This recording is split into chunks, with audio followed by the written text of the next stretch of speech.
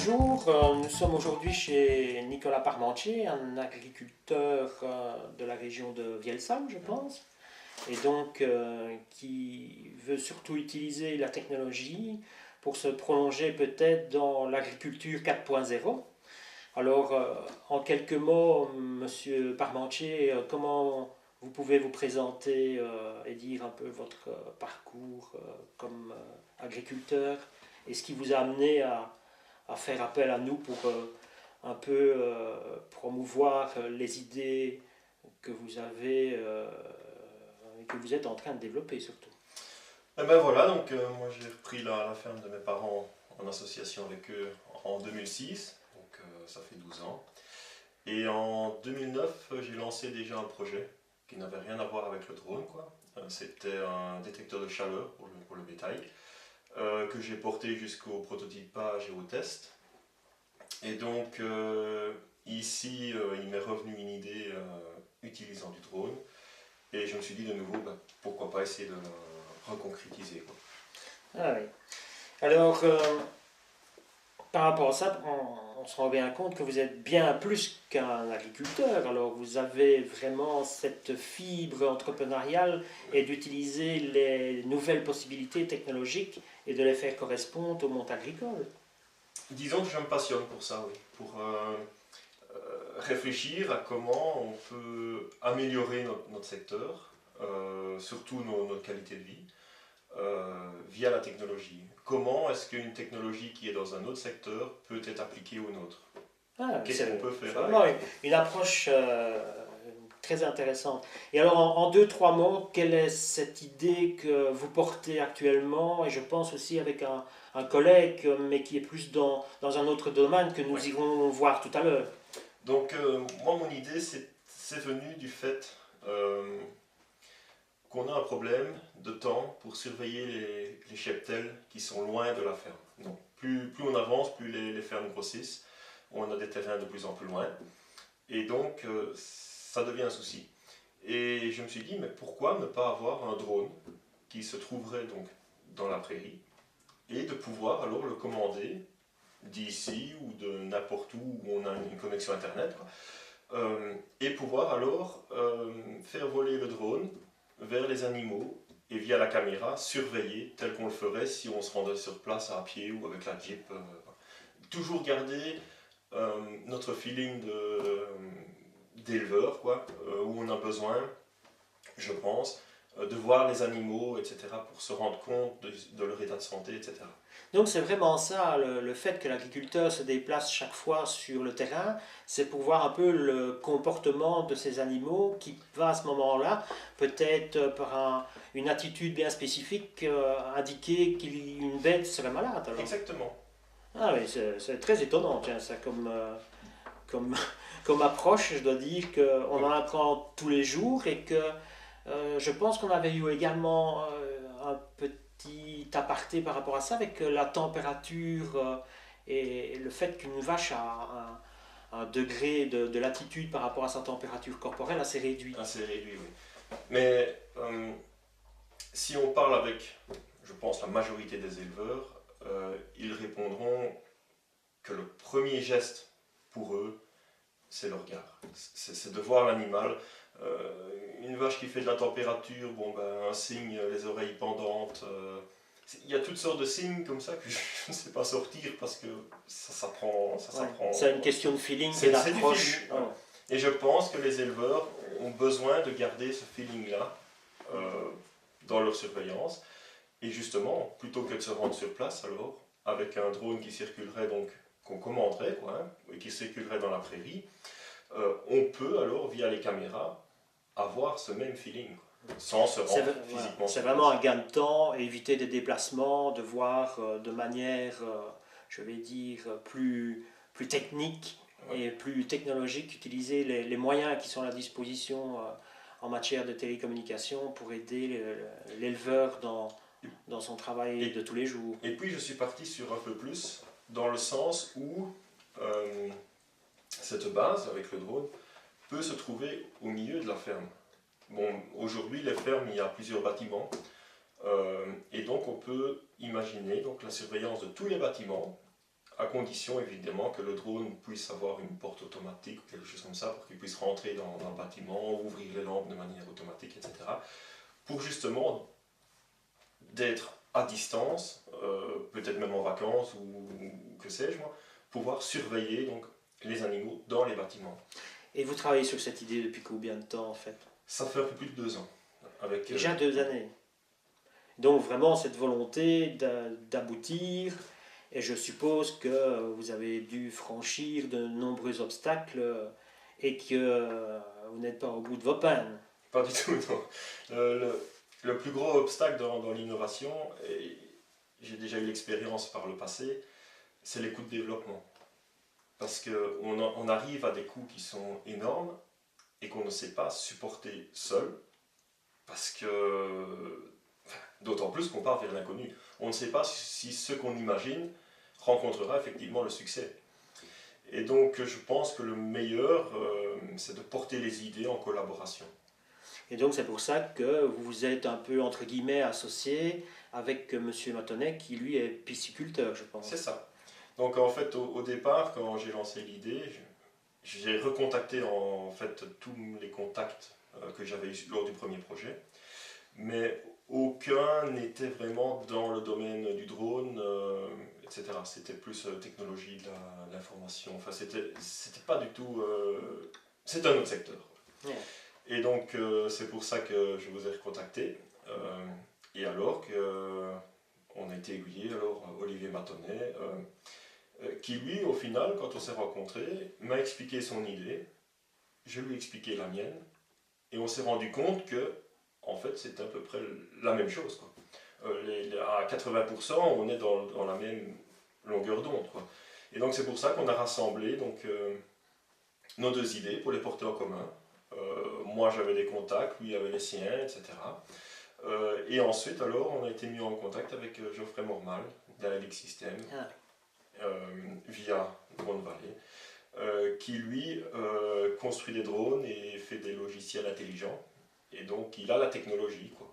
Et on s'est rassemblés nous trois pour porter le projet le plus loin qu'on pourra. Eh bien, c'est une magnifique histoire. On va peut-être aller voir M. Matonnet et débattre un peu aussi avec lui, voir aussi son point de vue. Et puis, on fera peut-être à ce moment-là le point à trois sur cette opportunité et comment nous pouvons surtout la porter, la communiquer, interpeller le monde politique, les ministres de l'Agriculture, de telle manière qu'ils puissent se rendre compte qu'en Wallonie, et même en province du Luxembourg, le bout du monde, pour certains, il y a quand même des idées et des agriculteurs qui s'intéressent aux nouvelles technologies. Eh bien, à tout à l'heure. On y va. Bonjour, Monsieur Matonnet. Bonjour. Et donc, nous avons répondu à l'invitation de Nicolas, qui nous a indiqué que vous étiez son partenaire dans le projet que vous développez, oui. voilà, que vous êtes en train de développer tous les deux. Mais d'abord, quelques mots peut-être sur votre activité. Donc, je suis éleveur de truites en province de Liège, sur l'Amblève et le Rue de Recht. Donc, ma pisciculture se situe au confluent de deux rivières, où on transforme donc la truite. Enfin, on la vend vivante, on la vend transformée, on la vend fumée. On a pas mal de petits produits au départ de la veine des rivières. Et donc, un des problèmes des piscicultures en Wallonie, c'est la prédation des oiseaux piscivores, qui sont des espèces protégées. On pense directement aux hérons, aux cormorans. Il y a également d'autres espèces, comme le balbuzard pêcheur, qui ont fait leur apparition. Et c'est de là que, dans ma réflexion, est venue l'éventualité de d'effaroucher ces petits animaux par des nouvelles techniques comme des drones. Et donc, quelle est vraiment la solution, puisque Nicolas nous parlait tout à l'heure d'un genre de drone dans une box et qui aurait un parcours préprogrammé qui pourrait de plus, comme on l'a vu tout à l'heure, faire un parcours pour déterminer s'il y a des problèmes sur le siège de l'exploitation, mais également ici en plus de l'effarouchement par rapport à ce problème de ces oiseaux qui, vous m'avez dit tout à l'heure, fait quand même pas mal de dégâts. On a parlé de 25 000 €. J'estime la prédation à entre 15 et 25 000 € par an, simplement d'après les observations. Donc j'observe un nombre d'individus hérons et cormorans de manière journalière, et on fait ça fois le nombre de poissons qu'ils peuvent manger. Alors on peut estimer une prédation en volume de poissons. On pourrait se protéger avec des filets ou des grandes cages, mais pour moi, la problématique numéro un des filets, c'est que ce n'est pas adapté à tous les étangs. Il y a des étangs beaucoup trop grands, on ne sait pas couvrir. Je pense notamment à des étangs pour la truite bio qui font plusieurs hectares de superficie. La problématique des filets, c'est qu'il y a beaucoup d'autres espèces d'oiseaux qui ne nous ennuient absolument pas, qui risquent d'être pris dedans et donc mourir simplement parce que coincés dans le filet. Ou alors la solution finale radicale qui est carrément une cage en câble d'acier et qui là, bon, si c'est pour travailler en cage, je ne vois pas l'intérêt d'être agriculteur et au grand air. Vous travaillez depuis combien de temps en fait, sur cette idée de développement avec les drones? Les drones, donc ça va faire plus ou moins 3 ans, où j'ai mûri 3-4 ans, où j'ai mûri cette idée. Dans un premier temps, c'était pour effaroucher donc les oiseaux piscivores, simplement comme vous avez expliqué, un drone automatique qui détecte un mouvement, et puis qui de là va vers ce mouvement-là, dans l'espace géographique, et s'en rapprocher pour éventuellement donc, le faire bouger. Je pense que tous les animaux sauvages, si une machine électronique va vers eux, ils ne vont pas s'habituer comme avec d'autres systèmes qu'on a mis par le passé en place, les oiseaux ont fini par s'y habituer. Mais j'ai également réfléchi à tout ce qui est vie sociale de l'exploitant agricole, ou quand on est en déplacement, que ce soit en dégustation, en clientèle ou bien une fête de famille, on est comme tout agriculteur, on regarde la météo. Et en pisciculture, c'est les gros orages, ou le gel qui sont la problématique, les inondations, les crues. Et donc là, il arrive fréquemment que le pisciculteur se relève de nuit pour dégager les prises d'eau qui sont obstruées par des branchages et des feuillages. Et si par exemple un dimanche on a une fête de famille et qu'on sait que la météo est un peu mitigée, on n'est pas tranquille. Et alors souvent on reste sur l'exploitation pour justement éviter qu'il y ait une prise d'eau bouchée et des poissons qui meurent. Tandis que là on pourrait programmer effectivement le drone pour faire le circuit que je fais habituellement plusieurs fois par jour, mais à 5 mètres de hauteur, et de là, avec mon smartphone, je serai à mon barbecue familial et je serai tranquille parce que j'aurai vu l'image que sur mon site, finalement tout va bien et que je peux encore rester là où je suis pendant quelques temps. Ce qui m'avait encore frappé tout à l'heure quand on a visité le siège de l'exploitation ici, c'est le nombre de ces oiseaux que vous avez déjà pu plus ou moins déterminer, une centaine d'individus, Oui.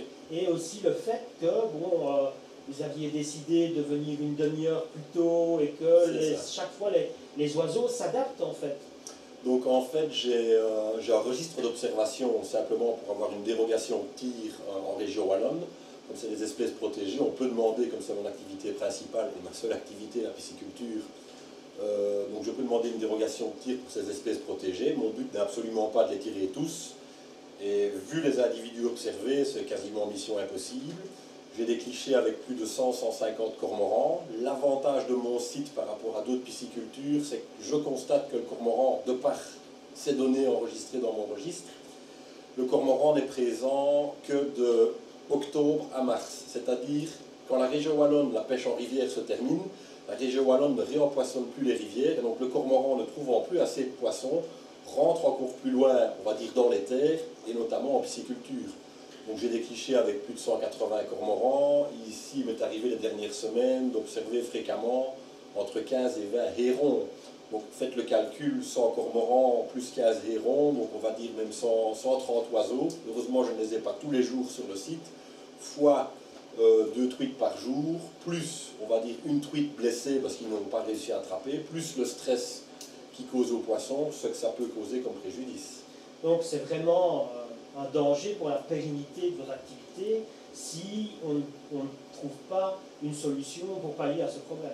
Tout à fait. Il y a des étangs qui ne sont actuellement plus exploités parce que si vite qu'on y remet du poisson, on retourne plusieurs mois après, on ne retrouve rien parce que les cormorans ont tout mangé.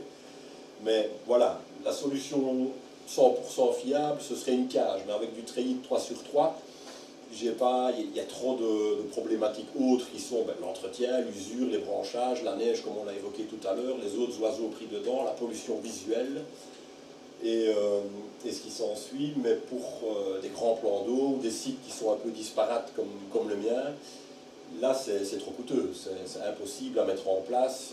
Des étangs où on va fréquemment pêcher de par notre activité de transformateur. Mais s'il faut commencer à mettre un couvercle, enlever le couvercle, mettre un couvercle, enlever le couvercle, sur la journée, c'est plus faisable. Donc on cherche vraiment des solutions innovantes, technologiques.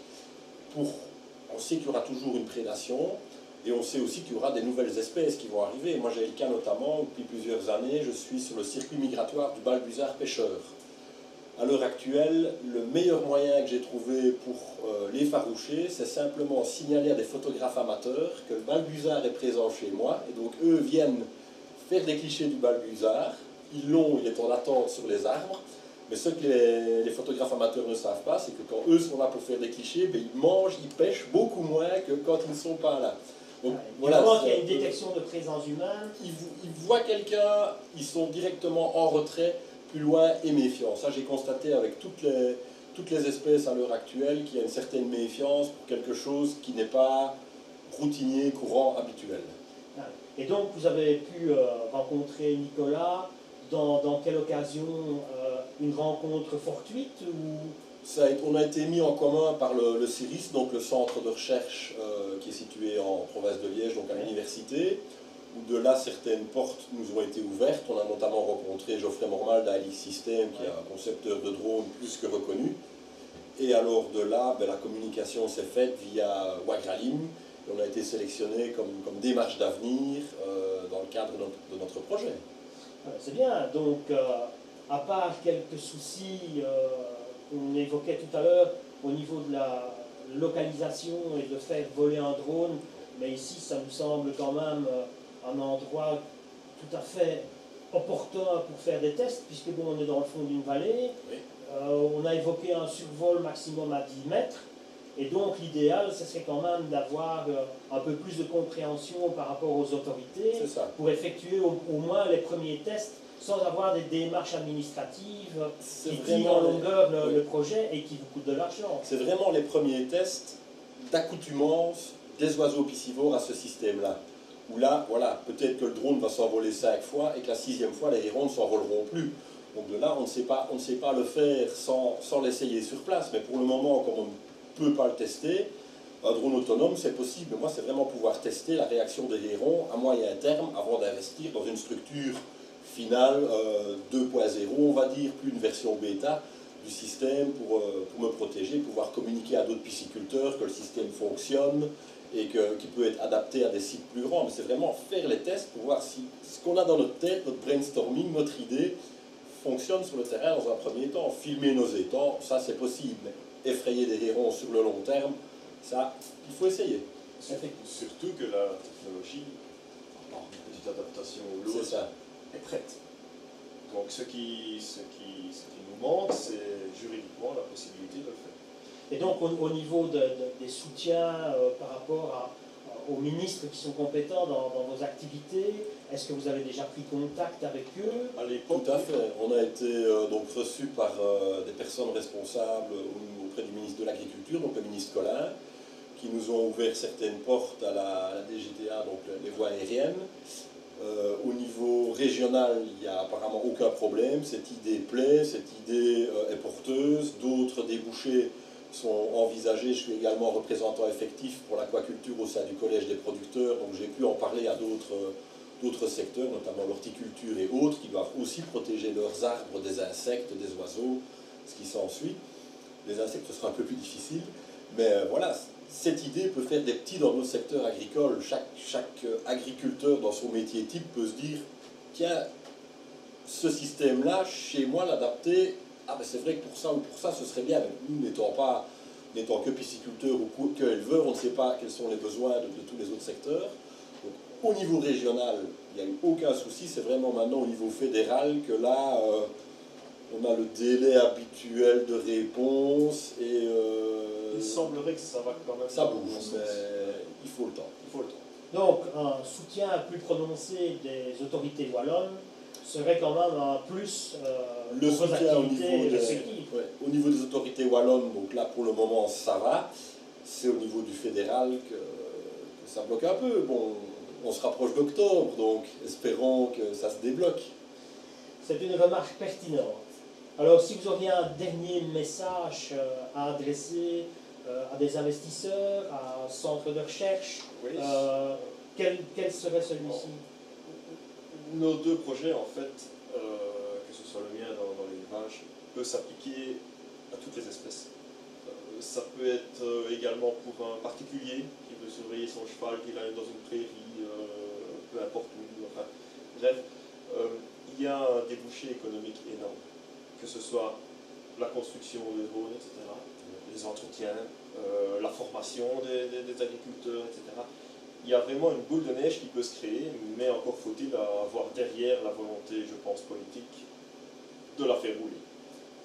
Aussi, une remarque pertinente, c'est de dire, c'est donner aussi l'opportunité aux agriculteurs de ne plus être dépendants d'un autre organisme et d'utiliser cette technologie eux-mêmes sur leur terrain, puisque ici vous êtes propriétaire de toute la surface, et donc normalement vous seriez en droit de pouvoir l'utiliser à moins de 10 mètres de hauteur.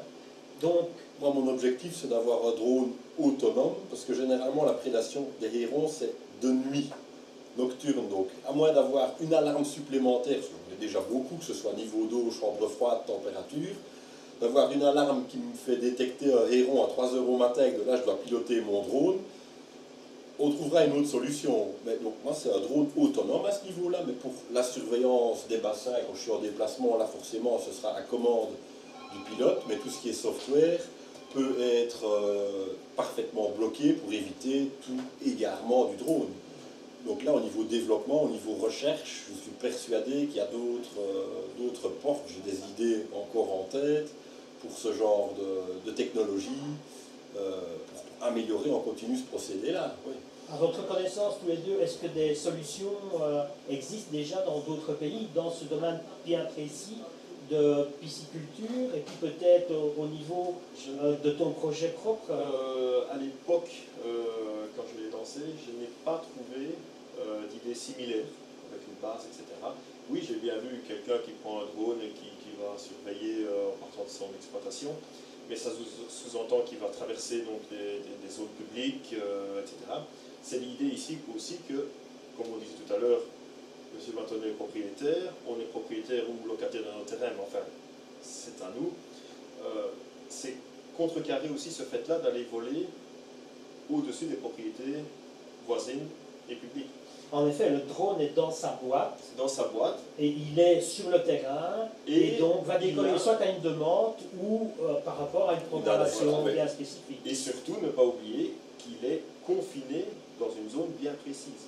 Zone GPS très précise, délimitée, des circuits préprogrammés, on va dire à l'usine, au niveau du logiciel, pour ne pas aller avec des bypass, pour si jamais il y a un souci qui passe ce cap-là, il se pose automatiquement. Donc tout a été, au niveau technologique, tout existe. Et le grand problème qu'on rencontre, c'est au niveau de l'altitude.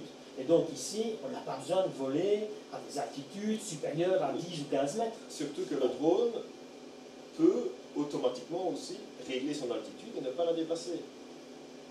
Tout à fait. Et également, dans la technologie, l'assistance au pilotage est prévue. Donc je veux dire par là, un agriculteur n'est pas un télépilote chevronné. Donc il faut qu'il puisse utiliser le drone avec des systèmes qui l'assistent au pilotage. Et tout ça est prévu et en route. Vu le développement de la technologie drone à l'heure actuelle, ça évolue à une telle vitesse. On comprend qu'au niveau réglementation, ils aient du mal à suivre un tel développement. C'est comme Internet il y a quelques années. Maintenant, ils sont perdus dans l'Internet. Le drone, c'est pareil. Mais on a dès le début mis des barrières pour éviter justement qu'il est trop haut, qu'il est en dehors de notre terrain. Si des conditions météo ne permettent pas l'envol, il ne s'envole pas. Des fausses détections, donc là ce sera avec le futur, une fois qu'on aura assez d'images pour évaluer qu'est-ce que c'est comme mouvement, pas que le drone me court après quand je fais ma ronde de surveillance de nuit, hein, ce genre de choses. Mais on pourra également avoir un comptage plus précis des différentes espèces présentes. Il y aura peut-être des prédations qu'on ne savait absolument pas parce qu'on dormait ou on n'était pas là.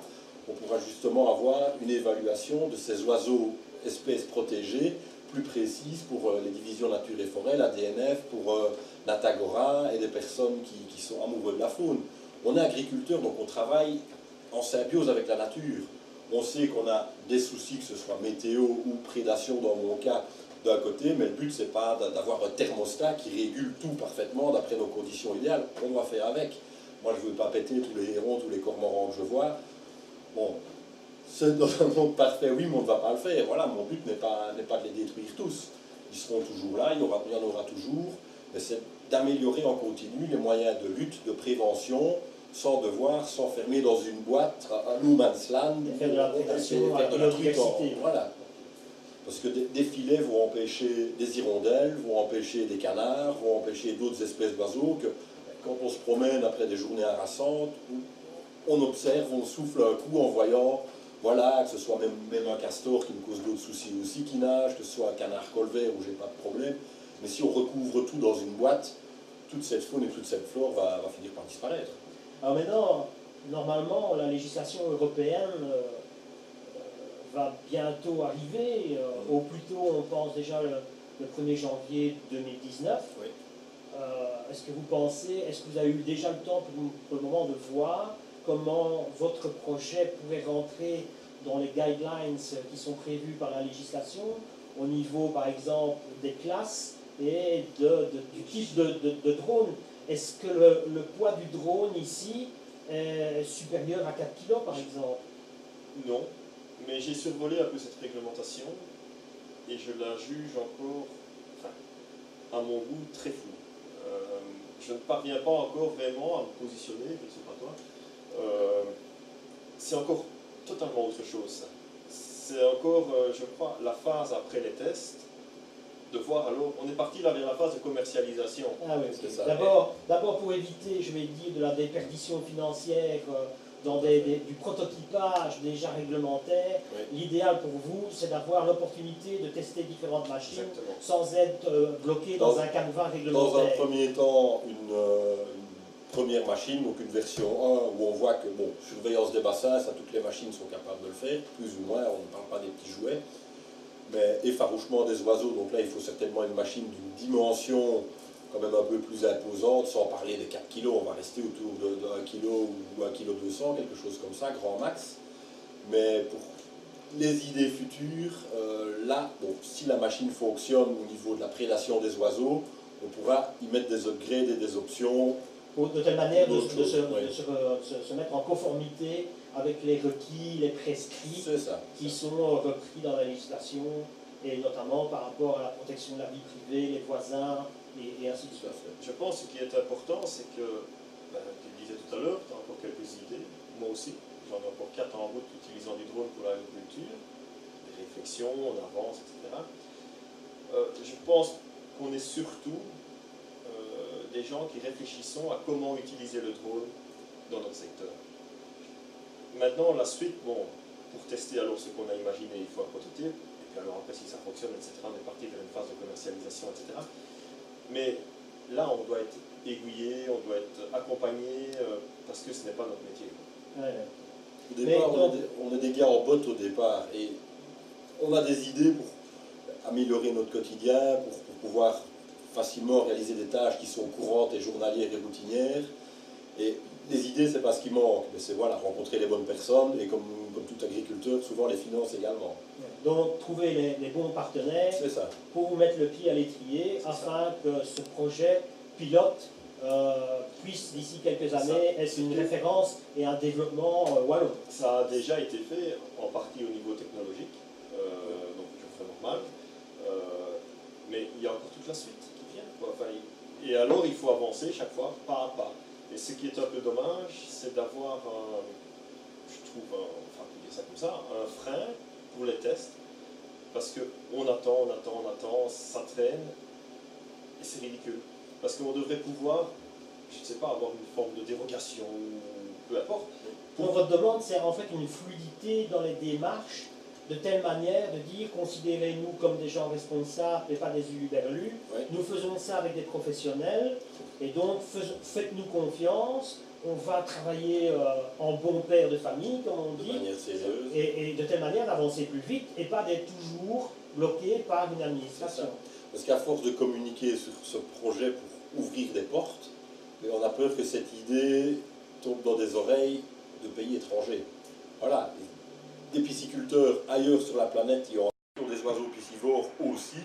Et il suffit que quelqu'un d'autre dans un pays où ça ira peut-être plus facilement, on va prendre un pays asiatique où là ils sont en plein boom économique, en pleine croissance, où il y a zéro réglementation, avec toutes les problématiques que ça peut bien entraîner au niveau environnemental. Mais si on a un qui sort l'idée avant nous, ben, c'est trop tard. On aura perdu 3 années de notre vie en réunion, déplacement, démarches, explications, parce que on ne sait pas nous répondre à l'heure actuelle. On attend une nouvelle réglementation qui va paraître pour... c'est le cas de beaucoup d'entreprises en Belgique. Généralement, quand on pose une question, la réponse, il nous la faut pour aujourd'hui ou pour demain, pas pour dans 6 mois ou dans 1 an. Et c'est malheureusement avec la complexité, ce qui fait aussi la richesse de notre pays, qu'on perd énormément de parts de marché, de vente, de facilité de travail. Et c'est surtout ça les grosses contraintes à l'heure actuelle. Ben, je pense qu'on va rester là parce que c'est une magnifique conclusion. Merci à tous les deux et on espère que ben, ce petit document pourra vous apporter peut-être un peu de soutien, peut-être une prise de conscience également et bon vent à tous les deux. Merci à vous. Pas trop de vent quand même, sinon il va rester dans sa boîte.